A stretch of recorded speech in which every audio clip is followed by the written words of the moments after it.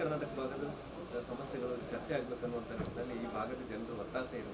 ಉತ್ತರ ಕರ್ನಾಟಕ ಭಾಗದ ಸಮಸ್ಯೆಗಳಿಗೆ ವಿಶೇಷ ಆದ್ಯತೆ ಕೊಟ್ಟು ಸಮಗ್ರ ಕರ್ನಾಟಕದ ಬಗ್ಗೆ ಚರ್ಚೆ ಆಗಬೇಕು. ಯಾಕೆಂದರೆ ಅದು ಬೆಳಗಾಂನ ವಿಧಾನಸೌಧ ಇರ್ಬೋದು, ಬೆಂಗಳೂರು ವಿಧಾನಸೌಧ ಇರ್ಬೋದು, ಸಮಗ್ರ ಕರ್ನಾಟಕ ಜನರ ಸಮಸ್ಯೆಗಳನ್ನು ಚರ್ಚೆ ಮಾಡೋದಕ್ಕೆ ಇದು ವೇದಿಕೆ.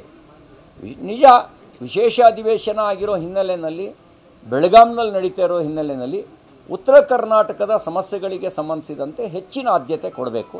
ನಾವು ಅದನ್ನು ಕೂಡ ಗಮನದಲ್ಲಿ ಇಟ್ಕೊಂಡಿದ್ದೇವೆ.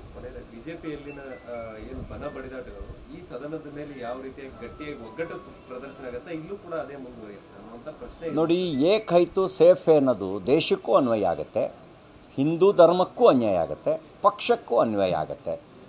ಒಂದು ಮಾತಿದೆ, ಈಗ ಈ ನಾವು ಜಾಡು ಇದೆಯಲ್ಲ, ಈ ಪೊರಕೆ